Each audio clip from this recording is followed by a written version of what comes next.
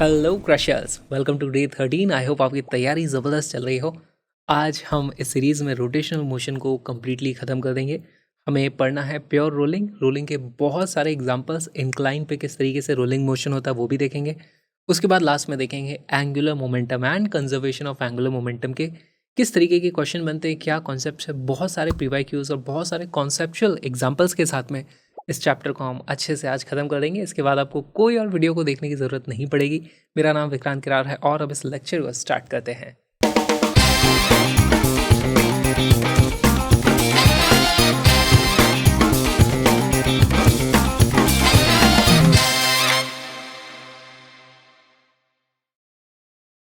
Pure rolling की जो condition है उसको हम ऑलरेडी पहले ही देख चुके हैं। मान लो हमारे पास यहाँ पर एक इस तरीके से फ्लोर के ऊपर एक सर्कुलर कोई भी चीज़ है, वो डिस्क हो सकती है, रिंग हो सकती है, कुछ भी चीज़ हो सकती है। उसके सेंटर ऑफ मास की मान लो यहाँ पर कुछ वेलोसिटी है इस तरफ v, और हमें ये भी बोला गया है कि वो इस तरीके से कुछ रोटेशन कर रही है, रोटेशनल वेलोसिटी भी है ओमेगा। तो एक बात बताओ, इसके जो सबसे बॉटम मोस्ट पॉइंट है, इसके अलग अलग पॉइंट की हम वेलोसिटी लिख सकते हैं। वेलोसिटी को कैसे लिखते हैं हमने देखा था कि भाई ये जो वेलोसिटी ऑफ सेंटर ऑफ मास है वो आप सभी जगह इस तरीके से ऐड करोगे, फिर ये रोटेशन के कारण विद रिस्पेक्ट टू सेंटर जो हमारे पास वेलोसिटी आती थी वो कैसे आ जाएगी, यहाँ पर ऐसे आएगी, यहाँ पर ऐसे आएगी, यहाँ पर ऐसे आ जाएगी, यहाँ पर ऐसे आएगी। इन दोनों का वेक्टर सम होती है। तो अभी हम सिर्फ इस वाले पॉइंट की इंटरेस्टेड हैं देखने में। तो यहाँ पर देखो, मैं वेलोसिटी कैसे लिख सकता हूँ। आगे की तरफ तो इसकी वेलोसिटी v के बराबर ही रहेगी, क्योंकि ये वाली वेलोसिटी सभी जगह हम इस तरीके से ऐड कर देते हैं। तो रोटेशन वाली है जो अलग अलग जगह अलग अलग आती है, जैसे यहाँ पे कुछ और आती है, यहाँ कुछ और आती है, यहाँ कुछ और आती है। इस पर्टिकुलर पॉइंट पे ये जो रोटेशन वाली वेलोसिटी है वो इस तरफ आएगी कि ये वाला डिस्टेंस है हमारे पास कितना r, इसके परपेंडिकुलर होगी, इसका मैग्नीट्यूड होगा r ओमेगा। तो यहाँ पर हमारे पास इस सबसे निचले वाले पॉइंट की जो वेलोसिटी है उसको मैं क्या लिख सकता हूँ। अगर आगे की तरफ वाला हमारा डायरेक्शन पॉजिटिव मैं ले रहा हूँ तो मैं लिख दूंगा velocity of bottom most point, है ना, bottom point is equal to X direction में उसकी वैल्यू हो जाएगी v माइनस आर ओमेगा। आगे की तरफ v है, पीछे की तरफ आर ओमेगा है, तो v माइनस आर ओमेगा हो गई, दोनों वेलोसिटीज ऐड हो जाएंगी। अभी तक हमें ये नहीं बताया गया था यहाँ पे प्योर रोलिंग हो रही है, स्लिपिंग हो रही है, तो ये वाली चीज़ ट्रू है। अच्छा, प्योर रोलिंग का मतलब क्या होता है कि वहाँ पे कोई स्लिपिंग ना हो। स्लिपिंग ना हो मतलब ये वाली वेलोसिटी उसके ठीक नीचे जो सरफेस है उसकी वेलोसिटी से मैच होनी चाहिए। तो यहाँ पे हम लिखेंगे for no slipping, for no slipping हम लिख देंगे कि वेलोसिटी ये जो आई है ना, v minus R omega must be equal to velocity of ground which is equal to 0। यहाँ से हमारे पास कंडीशन आ जाती है भाई v is equal to R omega. तो ऑलमोस्ट सभी जगह आपके लिए जो प्योर रोलिंग की कंडीशन होगी वो क्या होगी, v is equal to R omega. लेकिन जस्ट मैं आप लोगों को बता देना चाहता हूँ कि ऐसा ज़रूरी नहीं है कि हमेशा यही चीज़ सही हो, और इसका बहुत ही अच्छा एग्जाम्पल लेके यहाँ पे चलते हैं। हमारे पास दिक्कत क्या आ रही थी कि यहाँ पे वेलोसिटी ऑफ ग्राउंड अगर 0 नहीं होगी तो ये पूरी की पूरी टर्म को आप 0 नहीं बोल सकते, फिर आप v is equal to R omega नहीं ले पाओगे। और इसका बहुत ही अच्छा सा एग्जाम्पल देखते हैं। मान लो इस बार हमारे पास यहाँ पर ये आगे जा रहा था इस तरीके से v वेलोसिटी से, तो इसके सभी पॉइंट पर आगे की तरफ तो वेलोसिटी होगी v, साथ में हमने इसको घुमा रखा है इस तरीके से ओमेगा से। तो अब यहाँ पर इस तरफ आ जाएगा हमारे पास कितना आ जाएगा, r ओमेगा।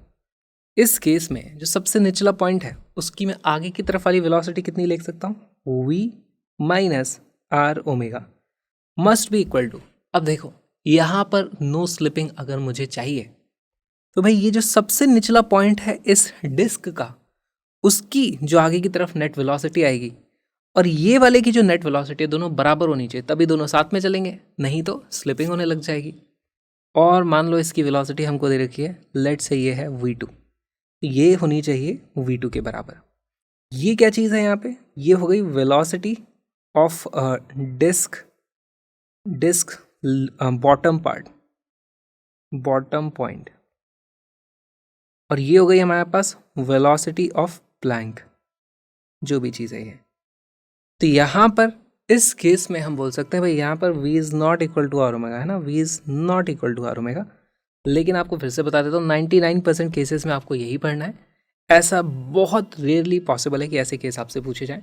तो मोस्टली हमारे लिए प्योर रोलिंग हमें ये समझना है कि भाई यहाँ पर रिलेटिव मोशन नहीं होना था, नीचे वाले घिसना नहीं चाहिए कुछ भी, इस तरीके से आप ध्यान रख सकते हो। और एक चीज़ ध्यान से देखो, अगर हम इसको डिफ्रेंशिएट कर दें, यहाँ से मैं इसको डिफ्रेंशिएट करूँगा तो मेरे को मिल जाता है acceleration is equal to R times alpha. तो ये चीज़ भी हम देख चुके हैं। ये हमारे पास प्योर रोलिंग की दो कंडीशन आ गई। अच्छा, यहाँ पे हमने लिखा है नो स्लिपिंग। अच्छा, एक तो चीज़ देखो, इसके ऊपर एक्स डायरेक्शन में कोई भी फोर्स लगाया हुआ नहीं है हमने, और यहाँ पे कोई स्लिपिंग भी नहीं हो रही है। कोई स्लिपिंग नहीं हो रही है, इसका मतलब कोई भी रिलेटिव मोशन यहाँ पर नहीं हो रहा है। इसका मतलब क्या है? No relative motion. और कोई रिलेटिव मोशन नहीं होता है तो क्या होता है? रिलेटिव मोशन होने से क्या चीज़ लगती है? फ्रिक्शन। तो यहाँ पर कोई भी फ्रिक्शन भी नहीं लगेगा, नो फ्रिक्शन। तो इस चीज़ को आपको ध्यान रखना है, जब भी रिलेटिव मोशन नहीं हो रहा है तो फ्रिक्शन अभी हमारे पास नहीं लगेगा। तो क्या ऐसा हो सकता है कि हमेशा हम बोल दें कि जब भी रोलिंग, प्योर रोलिंग होती है, फ्रिक्शन नहीं लगता है? ऐसा नहीं है। देखो, अभी मैंने इसके ऊपर एक्स डायरेक्शन में कोई भी फोर्सेस नहीं लगा रखे हैं, तो एक्स डायरेक्शन में कोई फोर्स है ही नहीं, फ्रिक्शन किसको रोकने की कोशिश करेगा? तो फ्रिक्शन के लिए कोई है ही नहीं जिसको वो रोकना चाहे। अगर मैं इसके ऊपर कुछ इस तरीके से फोर्सेस लगा देता एक्स, तो अब इसकी वेलोसिटी बढ़ती तो यहाँ पर स्लिपिंग स्टार्ट हो सकती थी। लेकिन अगर अब स्लिपिंग हो सकती है तो फिर फ्रिक्शन बोलेगा अच्छा रिलेटिव मोशन कराने वाला है, अगर कोई फोर्स एक्स्ट्रा लगा है तो रिलेटिव मोशन कराएगा, तो फिर उस केस में हमारे पास फ्रिक्शन लगना शुरू हो जाता है। देखो, यहाँ पर अगर मैं इस सेंटर से पकड़ के इसको खींच दूँ फोर्स एफ से, तो इसकी वेलोसिटी बढ़ने लग जाएगी। तो यहाँ पर ये जो v माइनस आर ओमेगा है वो v ग्राउंड के बराबर नहीं बचेगा। इसका मतलब स्लिपिंग होएगी, इसका मतलब रिलेटिव मोशन होएगा, इसका मतलब फ्रिक्शन नहीं होने देगा वो, तब फ्रिक्शन लगना शुरू होता है। अगर कोई फोर्स नहीं लग रहा है, इसका मतलब कोई भी फ्रिक्शन नहीं होगा।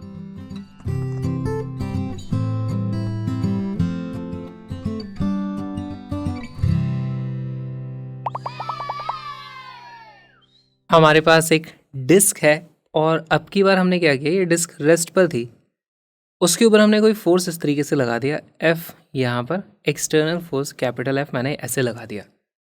अब मैंने इसके ऊपर फोर्स लगाया है तो क्या होगा, ये रेस्ट पे थी, ये इस तरफ चलना शुरू कर देगी। इसको रोटेट होने की ज़रूरत है क्या? अगर यहाँ पे कोई भी फ्रिक्शन ना हो तो ये सीधे सीधे इस तरफ चलना शुरू कर देगी। तो यहाँ पे पहली बात तो इस चीज़ को हमें समझना होगा, इफ़ नो फ्रिक्शन, हम क्या कर देंगे, force is equal to mass times acceleration, और यहाँ पर हमारे पास नो रोलिंग देखने को मिलेगा ना, ओमेगा अल्फा सब हमारे पास ज़ीरो रहेगा, क्योंकि ये फोर्स जो लग रहा है इसके कारण कोई टॉर्क ही नहीं आ रहा है। अगर इसके सेंटर पे बैठ के देखूँ, अगर इसको घुमाना है तो क्या होगा? पहली बात तो इसको समझो, इसको घुमाएंगे, कौन घुमाएगा? जैसे ही इस तरफ मैं फोर्स लगाऊंगा, इसका इस तरफ कुछ एक्सेलरेशन आएगा, तो इसकी इस दिशा में कुछ वेलोसिटी होने की कोशिश होगी। अच्छा, इसकी वेलोसिटी होगी तो यहाँ भी इसकी वेलोसिटी होगी, यहाँ भी इसकी वेलोसिटी होगी। अब यहाँ पर देखो, सबसे बॉटम वाला जो पॉइंट है उसमें इस तरफ वेलोसिटी आ जाएगी, ग्राउंड रेस्ट पे है, यहाँ पर ये वेलोसिटी आ गई तो वो सरकने लगेगा। जैसे ही सरकने लगा तो फ्रिक्शन बोलेगा नहीं नहीं नहीं नहीं, हम आपको सरकने नहीं दे सकते। तब हमारे पास यहाँ पर पीछे की तरफ इस पे इस तरीके से फोर्स लगता है फ्रिक्शन का एफ। अब देखो, फ्रिक्शन का फोर्स एफ लग गया। ऐसे केस में अब मैं सेंटर पे बैठ के देखूं, तो सेंटर पे बैठ के देखता हूं तो इसके कारण तो अभी भी टॉर्क जीरो है, लेकिन इस फ्रिक्शन का जो फोर्स है उसके कारण अब कुछ टॉर्क आ जाएगा, तो उसके कारण अब इसमें कुछ टेंडेंसी आएगी, इसमें कुछ अल्फा इस तरीके से हमें देखने को मिलेगा। तो अब यहाँ पर सवाल ये है कि फ्रिक्शन की मिनिमम कोफिशिएंट ऑफ फ्रिक्शन कितना होना चाहिए कि यहाँ पर स्लिपिंग ना हो। इसको आप ऐसे समझो, अगर मैंने बहुत ज़्यादा फोर्स लगा दिया तो फ्रिक्शन इसको घुमा ही नहीं पाएगा, जितनी चीज़ ये आगे की तरफ एक्सीलरेट होगी तो उसमें यहाँ पर कुछ ना कुछ हमारे पास स्लिपिंग हो ही जाएगी। तो फ्रिक्शन के कोफिशिएंट की एक वैल्यू है जो हमारे पास, उतना फ्रिक्शन का कोफिशिएंट तो होना ही चाहिए जो इसको सपोर्ट कर पाए कि भाई जितनी तेज़ी आगे जाना चाहता है उतनी तेज़ हम इसको घुमा तो पाएँ। करेक्ट? तो आपको वो चीज़ बतानी है, तो इसको किस तरीके से अप्रोच किया जाएगा। इफ़ फ्रिक्शन इज प्रेजेंट, तो पहली बात तो इफ़ नो फ्रिक्शन, तब तो हमारे पास कोई सवाल ही नहीं बनता, यहाँ पर बात खत्म हो जाएगी। मास times acceleration omega and alpha will be zero, कुछ नहीं होगा, बहुत ही सिंपल सी चीज़ है ये। ऑलराइट, अगर फ्रिक्शन प्रेजेंट है तो अब देखो इसमें क्या अप्रोच करनी होती है, हमें एक्स डायरेक्शन वाई डायरेक्शन में फोर्सेस चेक करने होते हैं, टॉर्क बैलेंस करते हैं, फोर्सेस के कारण जो नेट फोर्सेस होते हैं उसके कारण मास टाइम्स एक्सेलरेशन करते हैं, इस तरह की चीज़ें हमें करनी होती है। पहले हम करते हैं एक्स डायरेक्शन में फोर्स बैलेंस। एक्स डायरेक्शन में एक फोर्स ये है, दूसरा फोर्स ये है, दोनों के पॉइंट ऑफ एप्लीकेशन अलग अलग ज़रूर हैं, एक यहाँ लग रहा है, एक थोड़ा नीचे लग रहा है, लेकिन net force will be equal to mass times acceleration of centre of mass, ऐसा होता है। तो हम यहाँ पर लिखेंगे, सबसे पहले फोर्स बैलेंस हमारे पास जाता है capital F minus small F will be equal to mass times acceleration. आप बोलोगे भाई हमने ऐसा क्यों नहीं लिखा कि भाई ये ज़्यादा हो और ये कम हो। ऐसा थोड़ी होता है कभी कि थोड़ा सा फोर्स मैंने इधर लगाया, फ्रिक्शन इतना ज़्यादा लग गया कि उल्टे डायरेक्शन में एक्सीलरेट होने लगी। ऐसा नहीं होता है, करेक्ट। तो यहाँ पर देखो मैं मान के चल रहा हूँ कि इसका इस दिशा में हमारे पास जो भी स्फीयर है उसका एक्सेलरेशन कुछ इस तरफ आ रहा है, ठीक है।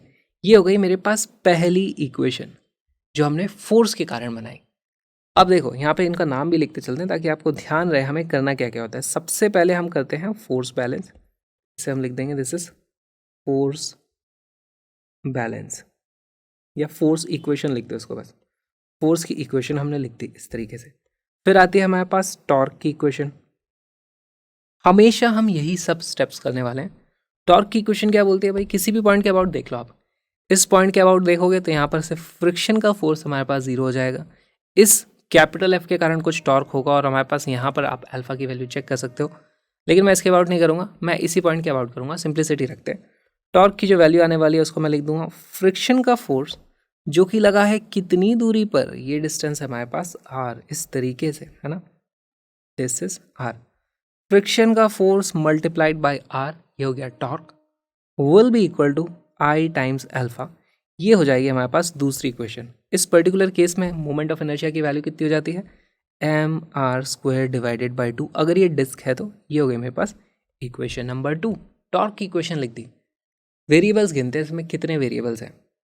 इसमें एफ मुझे नहीं पता, इसमें ए मुझे नहीं पता, इसमें अल्फा मुझे नहीं पता, मास मुझे पता है, आर पता है तो आई पता है, एफ मैंने लगाया ये भी मुझे पता है, ये भी मुझे पता है। 3 वेरिएबल्स हैं, इक्वेशन बस 2 ही है।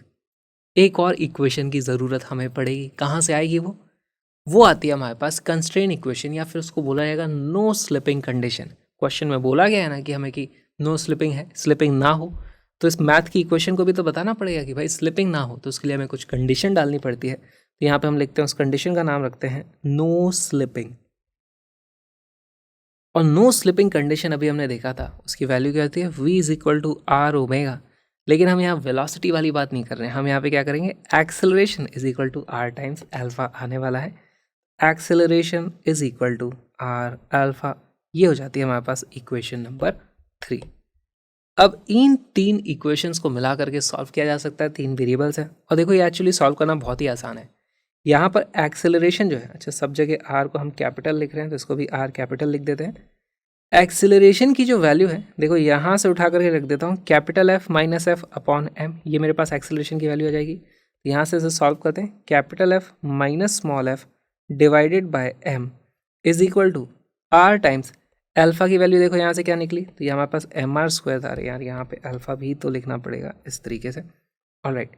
यहाँ से हमारे पास अल्फा की वैल्यू कितनी जाती है, देखो एक आर से ये एक आर कट जाता है और हमारे पास अल्फा की वैल्यू हो जाती है 2 times F divided by M R, है ना। तो ये आ जाएगा मेरे पास 2 times F divided by M R. अब इस इक्वेशन में देखो हमने इसका यूज़ कर लिया, इसका यूज़ कर लिया, इसका यूज़ कर लिया, तो हमारे पास यहाँ पर सिर्फ एक ही वेरिएबल बचा है जो है स्मॉल एफ। फ्रिक्शन की वैल्यू मुझे पता करनी थी। देखो यहाँ पे कितनी चीज़ें कट जाती हैं, मास से हमारे पास एक मास इस तरीके से कट गया, आर से हमारे पास ये आर कट गया, हमारे पास वैल्यू क्या जाती है, capital F is equal to 3 times F. या फिर इसको देखने का नज़रिया ये आप देखो, फ्रिक्शन का जो फोर्स है जो होगा वो एफ बाय 3 हमें चाहिए होगा। अब फ्रिक्शन के फोर्स की भी एक लिमिट होती है। फ्रिक्शन का फोर्स पहली बात तो जितना ज़रूरत होता है उतना लगता है ना, क्योंकि फ्रिक्शन एक सेल्फ बैलेंसिंग फोर्स है, लेकिन उसकी एक मैक्सिमम लिमिट है। ऐसा नहीं है कि जितना चाहे फ्रिक्शन अवेलेबल होगा, हाँ। फ्रिक्शन कितना अवेलेबल है, फ्रिक्शन जो अवेलेबल है उसकी लिमिट है कि भाई तुम्हारी वैल्यू म्यू एम जी से तो छोटी होनी चाहिए, क्योंकि इसका मास है एम, ग्रेविटी नीचे की तरफ लग रही है, तो यहाँ नॉर्मल रिएक्शन एम जी के बराबर ही होगी, वाई डायरेक्शन में तो कोई मोशन नहीं हो रहे। तो ये हमारे पास एक कंडीशन आ जाती है और यहाँ से हम बोल सकते हैं, हमसे क्या पूछा था कि फ्रिक्शन की मिनिमम वैल्यू एक निकल के आनी चाहिए, राइट। तो यहाँ से बोल देते हैं हम कि mu must be more than और equal to F upon 3mg। ये वो मिनिमम कोफिशिएंट ऑफ फ्रिक्शन आ गया, अगर वो अवेलेबल होगा तभी यहाँ पर हमारे पास प्योर रोलिंग होगी, नहीं तो नहीं होगी। अब मान लो फ्रिक्शन की वैल्यू है जैसे 0.1 फॉर एग्जांपल, तो फोर्स की वैल्यू कुछ मैं रखूँ ताकि ये ओवरऑल हमारे पास 0.1 से कम है, तब तक तो यहाँ पर प्योर रोलिंग होगी। लेकिन फोर्स बढ़ाते जाएंगे तो ये ओवरऑल वैल्यू बढ़ती जाएगी और एक टाइम ऐसा आ जाएगा कि फ्रिक्शन उससे छोटा रह जाएगा। उस केस में हम बोलेंगे हाँ अब प्योर रोलिंग नहीं हो सकती, अब यहाँ पे स्लिपिंग होने ही वाली है। अच्छा, अब यहाँ पे और एक इंपॉर्टेंट कॉन्सेप्ट आता है जिस पे बेस्ड क्वेश्चन पूछे जा सकते हैं कि देखो यहाँ पे फ्रिक्शन का फोर्स लग रहा है, हमारे पास ये भी पता है कि ये बॉडी थोड़ा आगे जाएगी, इसका एक्सेलरेशन भी होने वाला है। देखो यहाँ पे एफ की वैल्यू कितनी आ गई, कैपिटल एफ डिवाइडेड बाई 3 आ गई थी, तो यहाँ पे बचता है हमारे पास 2f/3 is equal to mass times acceleration.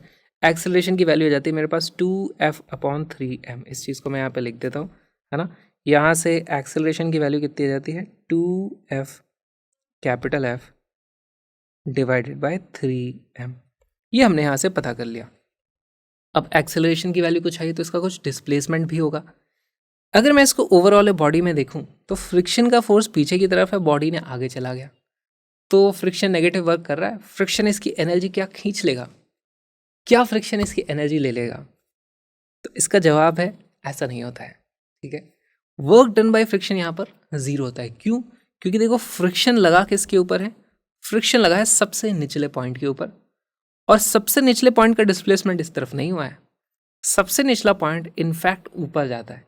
क्योंकि हमने लगाई है कंडीशन नो स्लिपिंग की, तो इसका मतलब है कि डिस्प्लेसमेंट 0 है विद रिलेटिव टू फ्रिक्शन वाली जो जहाँ लग रही है वहाँ पे वो सरका ही नहीं। इनफैक्ट आप देखोगे कि हर एक पॉइंट जो यहाँ पर होता है ना इसके सर्कमफेरेंस पे, उसका जो पाथ होता है वो इस तरीके से साइक्लॉइड पाथ बनता है। ये आपसे क्वेश्चन पूछा जा सकता है, पाथ का नाम क्या है, कौन से पाथ में वो जाता है, पैराबोला जाता है, सर्कुलर मोशन करता है, साइक्लॉइड पाथ हर एक पॉइंट करता है ना। यहाँ से वो जाता है, फिर आगे जाता है, फिर यहाँ जाता है। अगर कोई भी पार्टिकल इसके ऊपर फोर्स इस तरफ लगा है फ्रिक्शन का, लेकिन वो चला ऊपर गया, तो फ्रिक्शन के कारण तो कोई वर्क ही नहीं, और एक बार आप ऊपर चले गए फिर तो यहाँ तो फ्रिक्शन ही नहीं लग रहा। तो ये बहुत ही इंपॉर्टेंट चीज़ हो जाती है कि भले ही फ्रिक्शन लग रहा है, भले ही यहाँ डिस्प्लेसमेंट हो रहा है, लेकिन डिस्प्लेसमेंट परपेंडिकुलर डायरेक्शन में है। फोर्स इस तरफ लगा है, डिस्प्लेसमेंट थोड़ा सा उसका इस तरफ होगा। Work done by friction which is equal to F dot D S होता, उसकी वैल्यू 0 हो जाएगी, क्योंकि ये दोनों एट 90 डिग्री लगते हैं। ये बहुत ही इंपॉर्टेंट चीज़ थी।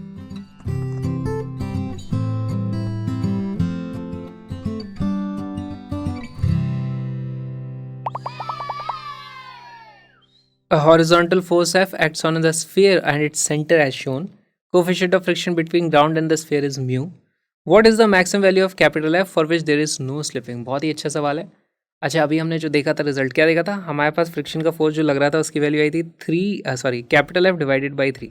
इस बार ये चीज़ नहीं आने वाली, यहाँ पे कुछ चीज़ें बदल चुकी हैं। जैसे अब की बार यहाँ पे डिस्क की जगह पे सॉलिड स्फीयर है, तो सॉलिड स्फीयर का मोमेंट ऑफ इनर्शिया अलग होता है। वही 3 इक्वेशन लिखो, इसको जल्दी से सॉल्व करके बताओ कि इस फ्रिक्शन अब की बार म्यू की वैल्यू भी कांस्टेंट दी हुई है, एफ की मैक्सिमम वैल्यू कितनी होनी चाहिए। वीडियो को पॉज करो, क्वेश्चन को सॉल्व करो।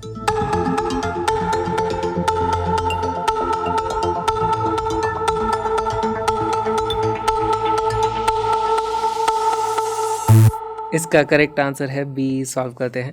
देखो यहाँ पे 3 इक्वेशन लिखेंगे। सबसे पहले तो यहाँ पे फ्रिक्शन का फोर्स ड्रॉ कर लो भाई। फ्रिक्शन का फोर्स यहाँ पर लगा होगा इस तरीके से, ऑलराइट। हमारे पास सबसे पहले फोर्स की इक्वेशन हम लिख देते हैं, capital F minus small F is equal to mass times acceleration. यहाँ पर इसका एक्सेलरेशन इस दिशा में हुआ होगा ऐसे।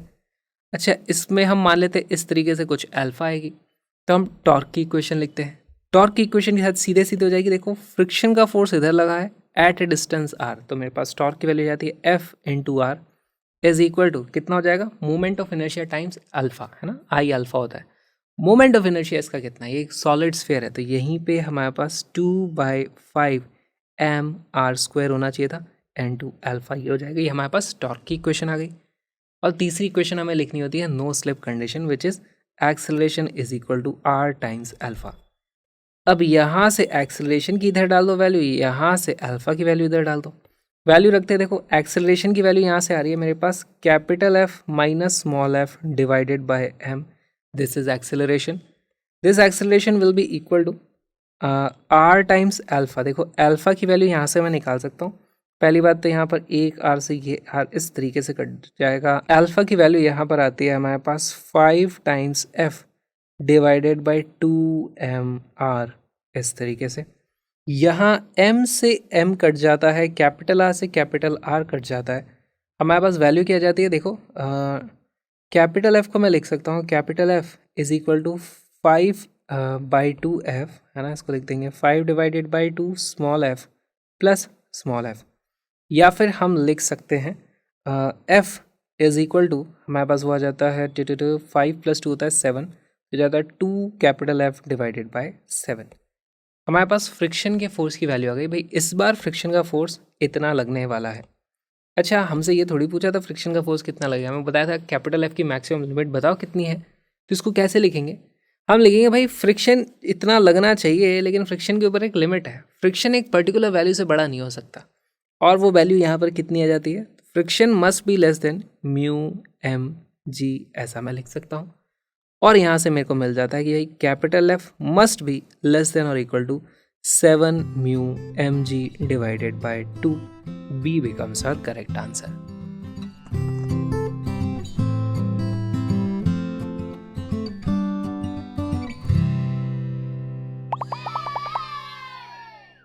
बहुत ही इंटरेस्टिंग कॉन्सेप्ट हम देखने वाले हैं, और कुछ लोगों को ये थोड़ा इंट्यूशन से अलग लग सकता है।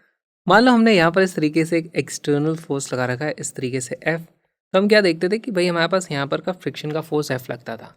अक्सर हम ऐसा देखते हैं कि भाई मैंने आगे की तरफ फोर्स लगाया तो फ्रिक्शन पीछे की तरफ लग रहा है, ऐसा हम हमेशा समझते हैं। लेकिन अब की बार हमने थोड़ा सा शिफ्ट कर दिया। क्या चीज़ शिफ्ट कर दी भाई, हमने बोल दिया हम फोर्स को यहाँ नहीं लगाएंगे, हम थोड़ा ऊपर यहाँ कहीं पे लगाते हैं। ऑलराइट, तो अब हमें बताना पड़ेगा कितना ऊपर लगाया। तो हमने लगाया है, ऐसे बोल दिया कि भाई h हाइट ऊपर पे हमने फ्रिक्शन ये एक्सटर्नल फोर्स लगा दिया। अब क्या अब भी फ्रिक्शन पीछे की तरफ ही लगता रहेगा, तो ऐसा ज़रूरी नहीं है। देखो, फ्रिक्शन का काम मोशन को रोकना नहीं होता है, फ्रिक्शन का काम होता है रिलेटिव मोशन को रोकना। तो इसको ऐसा समझने की कोशिश करो, अगर मैं यहाँ पर इस तरीके से फोर्स लगाता हूँ, है ना, अगर मैंने ऐसे फोर्स लगाया तो इसके कारण इसका कुछ एक्सेलरेशन भी आने की टेंडेंसी होगी, इसका कुछ इस तरीके से अब घूमने की भी टेंडेंसी होगी। अगर इसका मोमेंट ऑफ इनर्शिया कम है, जैसे हमारे पास सॉलिड स्फीयर के केस में मोमेंट ऑफ इनर्शिया कितना हो जाता है, 2/5 का फैक्टर आ जाता है mr²। वैसे केस में हम देखते हैं कि भाई हमारे पास ट्रांसलेशन से ज़्यादा उसको रोटेट करना आसान होता है, तो ऐसे केस में इसके अल्फा की वैल्यू ज़्यादा हो जाएगी और इसका जो एक्सेलरेशन है वो उतना ज़्यादा नहीं आ पाता है। ऐसे केस में हम देखेंगे कि भाई यहाँ पर हमारे पास ये वाला पार्ट पीछे की तरफ ज़्यादा जा रहा है ना, इसकी इस तरफ के हमारे पास टोटल वेलोसिटी ज़्यादा आ रही है। फ्रिक्शन रिलेटिव मोशन को रोकता है, तो फ्रिक्शन बोलेगा तुम पीछे जा रहे थे, मैं तुम्हें पीछे नहीं जाने दूंगा, मैं आगे की तरफ लग जाऊंगा, और फ्रिक्शन भी आगे की तरफ लग जाता है, ऐसा होता है। तो अब इसको सॉल्व करेंगे। डायरेक्शन ऑफ फ्रिक्शन हम पता करना चाहते हैं कि भाई कब पीछे लगता है कब आगे लगता है। अब अगर यही चीज़ पता करनी है कब पीछे लगता है कब आगे लगता है, हमें तो पता नहीं है, तो मैं किस तरफ ड्रॉ करूँ, या फ्रिक्शन इधर ड्रॉ करूँ या इधर ड्रॉ करूँ। तो ऐसे केस में हम मान के चल लेते हैं कि भाई फ्रिक्शन यहाँ पर लगा होगा इस तरीके से, और अगर फ्रिक्शन की वैल्यू कैलकुलेट करने पर नेगेटिव आ गई तो हम समझ जाएंगे भाई फ्रिक्शन इस मतलब आगे लगा है, नहीं तो फ्रिक्शन पीछे ही लगा है, ऐसा हम जान के सॉल्व करेंगे। ऑलराइट, तो हमारे पास जितने फोर्सेस लगने थे एक्स डायरेक्शन में सारे के सारे लग चुके हैं, और अब इसका कुछ एक्सेलरेशन आएगा। ये एक बॉडी है तो इसका एक्सेलरेशन इस तरफ आएगा सेंटर ऑफ मास का, साथ में हमने इस दिशा में ही इसका कुछ अल्फा की वैल्यू मान ली। ठीक, सारे के सारे फोर्सेस के कारण फोर्स बैलेंस करते हैं ना, सारी की सारी इक्वेशन लिखना शुरू करते हैं।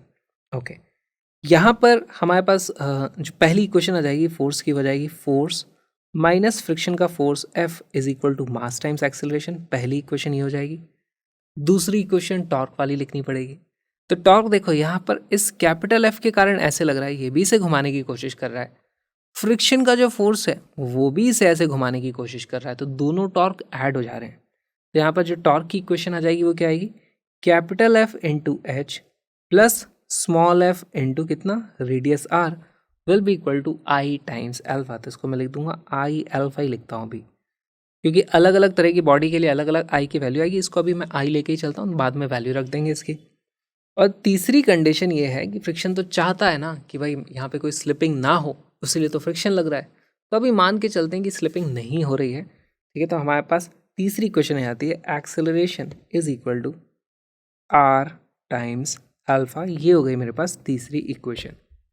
इन तीन इक्वेशन का यूज़ करके सॉल्व करना शुरू करते हैं।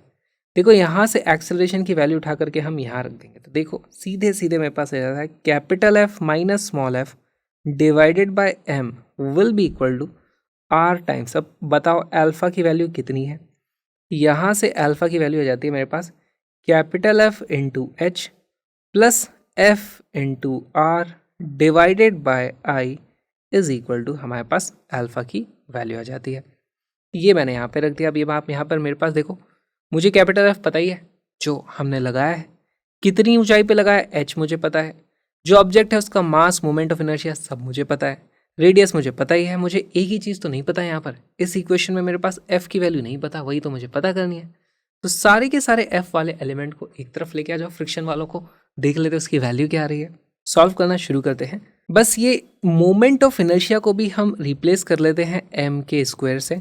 यहाँ पर के क्या चीज़ है, रेडियस ऑफ जायरेशन। तो देखो यहाँ पर हमारे पास वैल्यू आ जाती है एम के स्क्वायर। देखो इस मोमेंट ऑफ इनर्शिया को दूसरी तरफ ले जाऊंगा तो एम के स्क्वायर हो गया डिवाइडेड बाय एम, यहाँ पर रहेगा ही सही। अच्छा इधर लिख देता है capital F minus small F divided by M will be equal to हमारे पास है R into F into H plus F R square.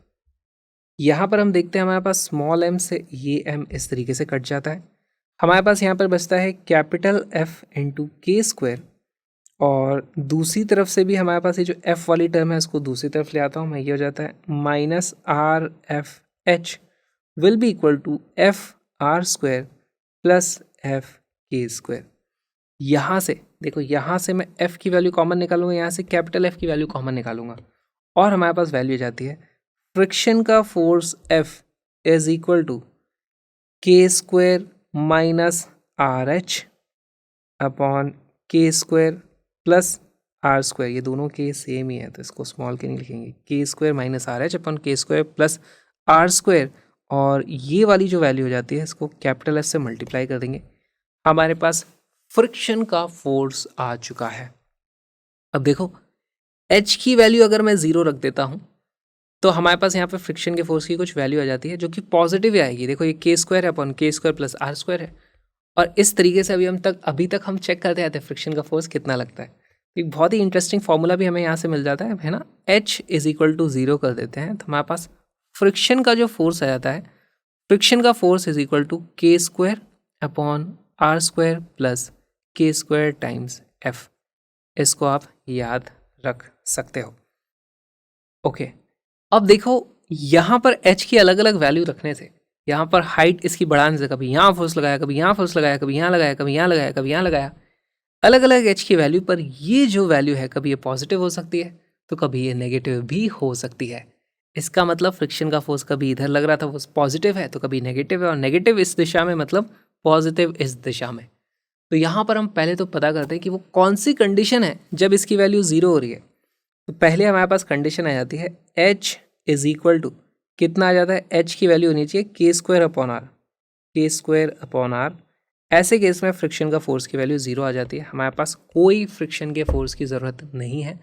Without friction भी हमारे पास क्या हो रहा है, हमारे पास ये कंडीशन सेटिस्फाई हो रही है। मतलब यहाँ से आपने फोर्स लगाया है, इस फोर्स के खुद के इफेक्ट के कारण इसका जो एक्सेलरेशन और अल्फा होता है वो इस तरीके से होता है कि प्योर रोलिंग की कंडीशन सेटिस्फाई हो जाती है, फ्रिक्शन की ज़रूरत ही नहीं पड़ती है। तो यहाँ पे friction is equal to zero लिखा है, यहाँ पे आप ब्रैकेट में लिख दो not needed, not needed for pure rolling.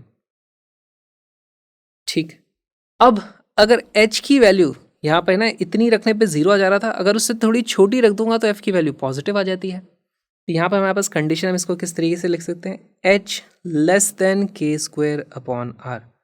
अगर ऐसा है तो फ्रिक्शन की वैल्यू जो आई है हमारे पास वो पॉजिटिव आती है।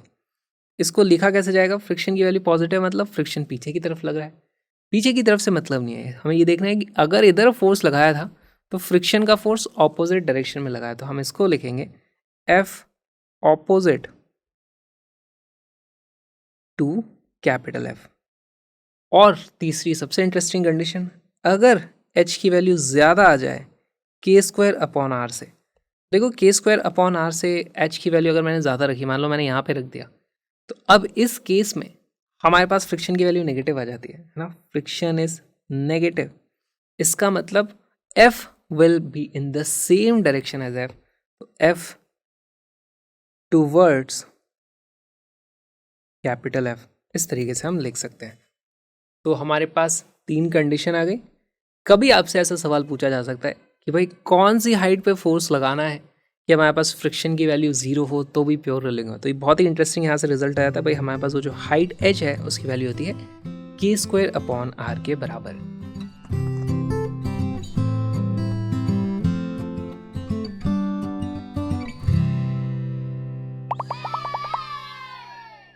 A solid sphere of radius r is placed on a smooth horizontal surface. A horizontal force capital F is applied at a height h from the lowest point. For maximum acceleration of the center of mass हमें h की कुछ values दी हुई है। तो सबसे पहले तो मैं आपको बता देता हूँ, हमने जो फॉर्मूला डिराइव किया था, हमने क्या किया था, यहाँ से हाइट h मानी थी, तो इसको मैं अब कैपिटल H लिख देता हूँ। और अगर मैंने बोला था यहाँ पर मैं इस तरीके से फोर्स लगा देता हूँ कैपिटल F, तो हमारे पास फ्रिक्शन का फोर्स पीछे की तरफ लगता था, कितना लगता था, इस तरीके से। ऑलराइट, और फ्रिक्शन के फोर्स का मैग्नीट्यूड कितना आ जाता था, वो आता था मेरे पास k² minus R H upon k² plus r², इतने टाइम्स कैपिटल F। अच्छा, हमें एक्सेलरेशन को मैक्सिमम करना है। एक्सेलरेशन की तो हमने बात ही नहीं करी थी। एक्सेलरेशन को आप किस तरीके से अप्रोच करोगे, देखो इसका जो भी एक्सेलरेशन होगा है ना, एक्सेलरेशन की बात हो रही है, एक्सेलरेशन के लिए हम क्या करते हैं, F net is equal to mass times acceleration of centre of mass होता है। यहाँ पर हम लिख सकते हैं भाई, हमारे पास capital F minus small F will be equal to mass times acceleration. हमें एक्सेलरेशन को मैक्सिमाइज करना है। वीडियो को पॉज करो, क्वेश्चन को सॉल्व करो।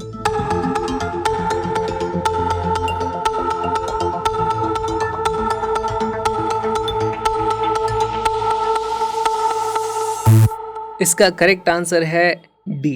कैसे आया, देखो अगर यहाँ पर म्यू की कुछ वैल्यू होती जो सफिशिएंट फ्रिक्शन है, उस केस में हमारे पास ये वाली बात होती है कि भाई फ्रिक्शन का फोर्स इतना लगता है। अब यहाँ पर स्मूथ हॉरिजॉन्टल सरफेस दी हुई है, तो हमेशा क्वेश्चन को ध्यान से पढ़ना है। यहाँ पे लिखा हुआ है स्मूथ हॉरिजॉन्टल सरफेस, फ्रिक्शन की वैल्यू हमेशा 0 रहेगी, है ना, ये हमेशा 0 रहेगी। म्यू इज इक्वल टू 0, इसका मतलब एक्सेलरेशन की वैल्यू कितनी जाती है, acceleration is equal to F divided by M. कहीं पे भी लगाओ, यहाँ लगाओ, यहाँ लगाओ, यहाँ लगाओ, कहीं भी लगाओ, the acceleration will B same what ever H में बी। खैर, अगर इसी क्वेश्चन को मॉडिफाई कर दो, तो यहाँ पे हम मॉडिफाई कर देते हैं, मॉडिफिकेशन। अगर ऐसा लिख दिया कि mu is equal to sufficient, अब क्या करोगे भाई, अगर म्यू की वैल्यू सफिशिएंट है, अगर फ्रिक्शन सफिशिएंट है, ऐसे में हमारे पास देखो फ्रिक्शन जितना लगना चाहिए, जितनी ज़रूरत है उतना लग जाएगा, है ना। फिर हम क्या लिखेंगे, हम लिखेंगे भाई capital F minus small F. Small F की जगह मैं क्या लिखूंगा, एफ टाइम्स ये आ जाता है k² minus R H upon k² plus r² will be equal to mass times acceleration. यहाँ दोनों में से f की वैल्यू कॉमन निकालो, m को दूसरी तरफ कर दो, तो यहाँ से एक्सेलरेशन का मेरे पास फॉर्मूला आ जाता है capital F divided by m, bracket में बचता है 1 minus k² minus R H upon k² plus r²। ध्यान से देखना, इसको थोड़ा सा जैसे हम मॉडिफाई करेंगे, हमारे पास इसकी वैल्यू आ जाती है f divided by m। LCM ले लो तो ऊपर आता है मेरे पास k² plus r² minus k² आ जाएगा, फिर आ जाएगा plus R H divided by k² plus r²। ऐसे केस में देखो k² से ये वाला k² कट जाता है, हमारे पास अब जो एक्सेलरेशन का फॉर्मूला जाता है वो आ जाता है capital F divided by m, bracket के अंदर क्या है r² plus R H divided by r² plus k²। Acceleration की वैल्यू मैक्सिमाइज करनी है, तो हमारे पास वो जो फोर्स लगा था यहाँ पर, एक्चुअली ये कैपिटल एच है ना, सब जगह हमें कैपिटल एच को यूज़ कर रहे थे, capital H capital H capital H. हमारा तो फॉर्मूला यही था ना, हमने तो फॉर्मूला यही लिखा था, हमने तो यही सीखा था ये वाली एच के लिए। इन्होंने एच को ग्राउंड से नापा हुआ है। तो हमारे केस में अगर हमें मैक्सिमम करना है एक्सेलरेशन को, तो उस केस में हमारे पास यहाँ पर इसकी वैल्यू एच की जितनी ज़्यादा कर सकते हो उतनी ज़्यादा कर दो। ऐसे केस में एच की वैल्यू मैक्सिमम कितनी कर सकते हो भाई, वो यहाँ लगना चाहिए ना। ऐसे केस में for max A capital H की वैल्यू आ जाती है आर के बराबर। इसका मतलब ग्राउंड से जब आप नापोगे, ये वाला जो वैल्यू आ जाती है, ये वाली वैल्यू कितनी हो जाती है, एच की वैल्यू आ जाती है हमारे पास 2r। तो अगर हमारे पास सफिशिएंट फ्रिक्शन होता, उस केस में हम बी को मार्क करते हैं। तो इसीलिए ये बहुत ही अच्छा क्वेश्चन है, दोनों वेरिएशन सवाल पूछे जा सकते हैं।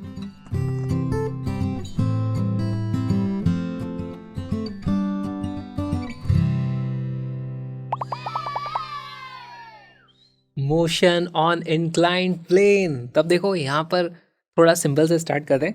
पहले मैं बोल दिया कि भाई हमारे पास यहाँ पर ये स्मूथ इस तरीके से रहने वाले हैं। अगर ये हमारे पास स्मूथ है तो बताओ हमारे पास इसका मतलब म्यू की वैल्यू 0 बोल सकते हैं।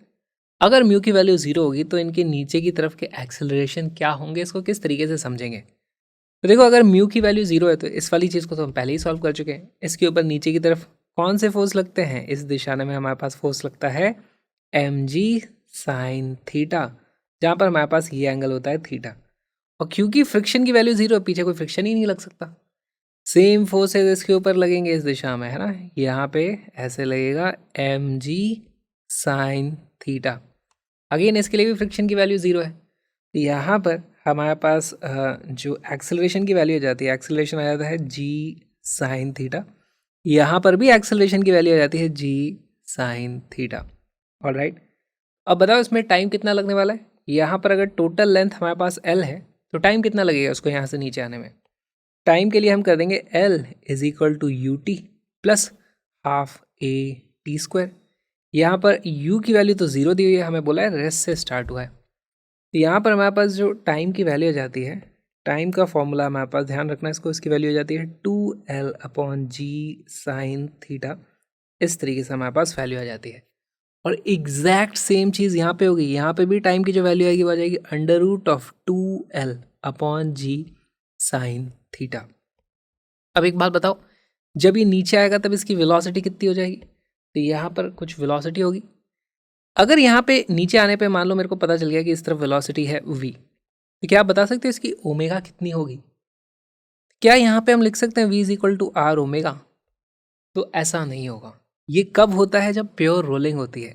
यहाँ पर स्मूथ है, कोई फ्रिक्शन नहीं लगेगा, इसके ऊपर कोई फ्रिक्शन नहीं लग रहा है, कोई फोर्स नहीं है जो इसको घुमा रहा हो। देखो एक फोर्स इस तरफ लग रहा है mg sin थीटा, एक इस तरफ लग रहा होगा mg cos थीटा, दूसरा इस तरफ लग रहा होगा नॉर्मल रिएक्शन, सब इसके सेंटर से पास हो रहे हैं। तो यहाँ पर वेरी इंपॉर्टेंट चीज़, torque is equal to 0, alpha की वैल्यू 0 आ जाएगी, नो रोटेशन, यहाँ पर no rotation if mu is equal to 0 है। तो ये बहुत ही इंपॉर्टेंट सा केस था। इस पे भी सिली मिस्टेक्स हो सकते हैं, इस पे छोटे इंटरेस्टिंग से सवाल बनाए जा सकते हैं। बताओ इनमें से नीचे कौन जल्दी आता है। दोनों सेम टाइम पे नीचे आते हैं। इस वीडियो को पूरा देखने के लिए अब आ जाओ क्रैशअप लर्निंग ऐप पे, link is in the description. वहाँ पे हम स्ट्रक्चर्ड तरीके से आपको सारे वीडियोस मिल जाएंगे, सारे नोट्स मिल जाएंगे, एडिशनल एक्सरसाइज मिल जाएंगी और आपको मज़ा आ जाएगा। इस कोर्स में सब कुछ कलरफुल है और आई होप आपको सब कुछ एकदम क्लियर समझ में आ जाएगा। डाउट का कोई स्कोप नहीं बचता, इतना अच्छा विजुअलाइजेशन है। जल्दी आ जाओ, मिलते हैं फुल कोर्स में।